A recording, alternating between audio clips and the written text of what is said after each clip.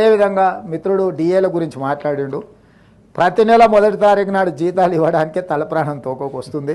మా ప్రభుత్వ ఉద్యోగులకు నేను ఇక్కడ నుంచి విజ్ఞప్తి చేస్తున్నా, నెల నెల మొదటి తారీఖు నాడు జీతాలు తీసుకొని మనం ప్రభుత్వానికి కొంత సేవలు అందిద్దాము.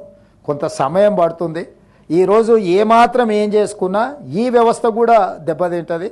మన మొదటి తారీఖు నాడు జీతాలు ఇవ్వడానికి రిజర్వ్ బ్యాంకు దగ్గర అప్పుడప్పుడు చేబదులు అంటారు కదా అధ్యక్ష, ఊర్లలో అంటాం కదా, బ్యాంకు లోను షూరిటీస్ కాకుండా చేబదులు మళ్ళీ ఇస్తాం. 4,000 కోట్ల రూపాయలు చేబదులు చేసి ఫస్ట్ నాడు జీతాలు ఇచ్చిన అధ్యక్ష. రిజర్వ్ బ్యాంకును ఇంకో 4-5 రోజులలో నీకు సర్దుతా నాకు వచ్చేదాన్ని బట్టి చేబదులు ఇవ్వని రిజర్వ్ బ్యాంకులో 4,000 కోట్ల రూపాయలు తెచ్చుకొని ప్రభుత్వ ఉద్యోగులకు మొదటి తారీఖు నాడు జీతాలు ఇచ్చిన అధ్యక్ష. అందుకే దయచేసి మా ప్రభుత్వ ఉద్యోగులకి ఈ ప్రభుత్వం మీది, అన్ని లెక్కలు మీ ముందరనే పెడతా. ఏది ఎట్లా పంచుదామో చెప్పండి, ఏది ఆపుదాం ఏది పంచుదాం. మీ లెజిటిమేట్ రైటు డిఏలు కావచ్చు, కరువు భత్యం కావచ్చు, ఇవన్నీ మీ లెజిటిమేట్ రైటే. కానీ నిజమైన జీతభత్యాలు మొదటి తారీఖు నాడు ఇవ్వడానికే నిస్సహాయ పరిస్థితి ఉంది. నిస్సహాయ పరిస్థితి ఉన్నప్పుడు అప్పుడప్పుడు మనకు జ్వరం వచ్చినప్పుడు పథ్యం పాటిస్తాం అధ్యక్ష. మీకు ఐడియా ఉంది కదా అధ్యక్ష. కొంచెం ఆరోగ్యం ఇట్లట్లయితే ఒక వారం రోజులు నాన్ వెజ్ తినడం మానేస్తాం, తెలుసు కదా అధ్యక్ష. మనం అట్లనే మనకి ఏదైనా పరిస్థితి, రాష్ట్ర ఆర్థిక పరిస్థితి కొంత బలహీనంగా ఉన్నది.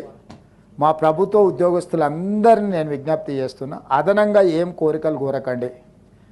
అప్పుడప్పుడు మా వాళ్ళే కాబట్టి, కుటుంబ సభ్యులు కాబట్టి బెదిరిస్తారు, ధర్నా కోతాం, దీక్ష కోతాం, లేకపోతే బంధు పాటిస్తాం, లేకపోతే పెన్ను డౌన్ అంటారు, లేకపోతే అది డౌన్ అంటారు.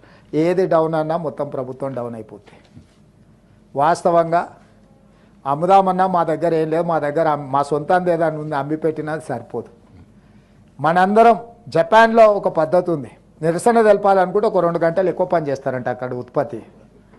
అంటే ప్రభుత్వానికి నిరసన తెలపాలనుకున్నప్పుడు జపాన్ లాంటి దేశంలో ఉద్యోగస్తులు ఒక 2 గంటలు అదనంగా పనిచేస్తారంట. అట్లాంటిది ఏదన్నా నూతన విధానాన్ని మా ప్రభుత్వ ఉద్యోగస్తులు తీసుకొని రోజుకొక 2-3 గంటలు అదనంగా పనిచేసి మా ప్రభుత్వానికి నిరసన తెలిపి ఆదాయాన్ని పెంచితే, పెరిగిన ఆదాయాన్ని తిరిగి మీకు అందరికీ పంచుతాం. ఆదాయాన్ని పెంచడం, పేదలకు పంచడమే ఈ ప్రభుత్వ విధానం.